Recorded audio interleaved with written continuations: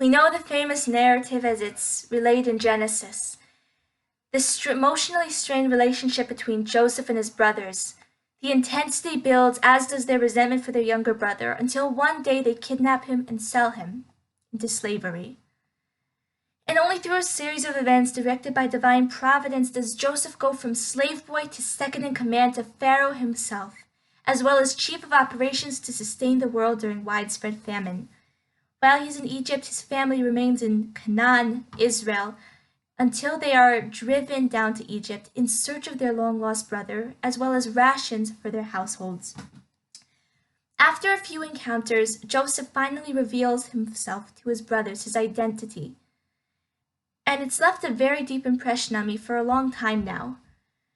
How is it humanly possible that he could forgive them for what they did to him, the pain they inflicted on him? That he was able to comfort them, release them of the guilt they carried, to reach out to them and embrace them with true love and gentleness and care. He was only able to do this through acknowledging and accepting that it was not through his brother's power alone that he was forced to endure trials and tribulations, but it was rather a divine plan mapped out specifically for Joseph, that he should go through the darkness and descent in Egypt in order to ultimately rise higher to fulfill the position as a comfort and guide to others, a source of strength and sustenance and salvation in a time of desperate need. And through this, he transformed his pain into purpose. And he was able to release his brothers because he was not a victim of his circumstances or of others. Anyone who had caused him pain was merely an instrument in God's divine plan for him to fulfill his purpose. After reuniting with his brothers, Joseph urges them to hurry back to bring back the family for the reunion. And he sends them with wagons to enable this transport, especially of his father, with honor and dignity. When the brothers return home and relay the news to their father Jacob, his heart rejects this. His cherished son Joseph is still alive. He cannot accept this. He thinks it's some cruel, deceitful trick. Only when he sees the wagons Joseph had sent did he believe his son's words. Why? What's the big 180? The word in Hebrew for wagon, agala, is similar to the word for cow, heifer, egla, egel. And with this, rather with the wagons, Joseph was alluding to his father to the last Torah lesson they had learned together before being torn apart 22 years prior. And in a nutshell, it's laid out as follows, in my own words. The ritual of the Egla Arufa, the decapitated heifer, was performed when a corpse was found in Israel. And the cause of death was not known, or if this person had been murdered, especially, the identity of the murderer was obscure.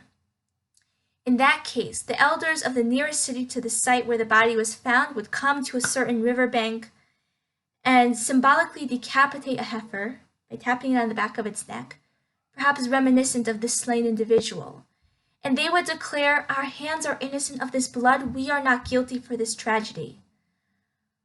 Why were they making this announcement or trying to prove their innocence when it's pretty obvious these elders, these sages, these Torah leaders, these men of integrity and good standing, while it was obvious they would not have killed this person? What were they trying to prove? They were trying to emphasize, we are not guilty for this individual's untimely passing because we did everything in our power, actually, to ensure he was protected and provided for before leaving the boundaries of our city. We share a similar experience in our contemporary day and age. We may encounter someone who is spiritually not alive, disconnected from who they are. The light of their soul is not shining. And in this instance, we must ask ourselves a serious question. Are we doing justice to our sacred responsibility to ensure that those who pass through our lives who we have the chance to support are not being sustained only physically, but we are sending them off with some spiritual sustenance as well.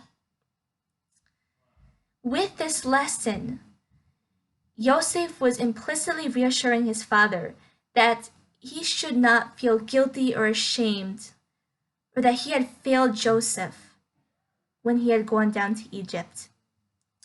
In fact, Yosef was saying, "You, my dear father, have equipped me with the Torah and the mitzvot, the faith and the strong Jewish identity, to rise above my challenges and to remember who I am, and to instead be the influencer, to be a light in this darkness of Egypt, to not be influenced by this degenerate society in which I find myself." And indeed, this was the true object of Jacob's doubts. When his sons told him Yosef is still alive, he did not deny the possibility of this physically, that Yosef had physically survived. But he was concerned that perhaps his son's soul was not burning anymore. Yosef was communicating to him, it's just the opposite. I am alive both in body and in soul. What is the call to action, dear friends, from this lesson of Torah's Chaim and Torah's Emetz, the eternal Torah of life and of truth, Emes? We need to ask ourselves, are we fulfilling our responsibility, especially preventative, to ensure that all those whom we encounter are spiritually bolstered to face challenges, to come out on top, to do what is right, to be a light in the darkness? Are we giving them the strength and resources to stay a proud Jew, to define and stay strong in their essential identity and mission? We have the task, the precious task, to give others the tools to live and lead as an ambassador of light and divine values of goodness and godliness in this world. We must choose life, and we can give life. And we are still alive, despite this exile, despite society which surrounds us, despite the darkness and challenges we have gone through. We are still alive, burning strong, and so shall it remain until the light of Mashiach, redemption, may it be now.